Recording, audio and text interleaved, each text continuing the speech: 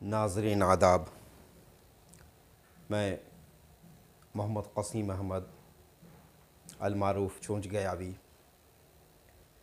Patna Bihar India से एक मज़ाहिया नज़्म के साथ हाज़िर ख़िदमत हूँ। नज़्म का उन्वान है आफ़त की जड़।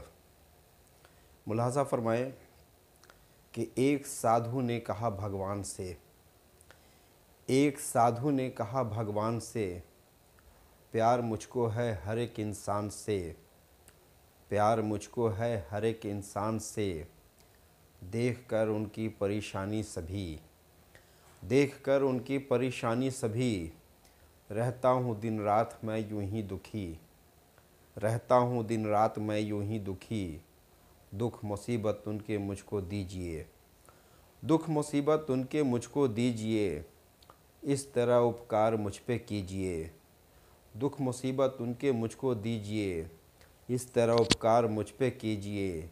साधु का चेला वहीं पे था खड़ा, साधु का चेला वहीं पे था खड़ा, सुन के बातें साधु की उसने कहा, सुन के बातें साधु की उसने कहा, दुख मुसीबत मांगा क्यों भगवान से, दुख मुसीबत मांगा क्यों भगवान से, मैं बताता हूँ तुझे ईमान से, मैं बताता हूँ तुझे ईमान से, चल के ख़ुद घर में मुसीबत आएगी, चल के ख़ुद घर में मुसीबत आएगी, तेरी बीवी घर अगर आ जाएगी, तेरी बीवी घर अगर आ जाएगी।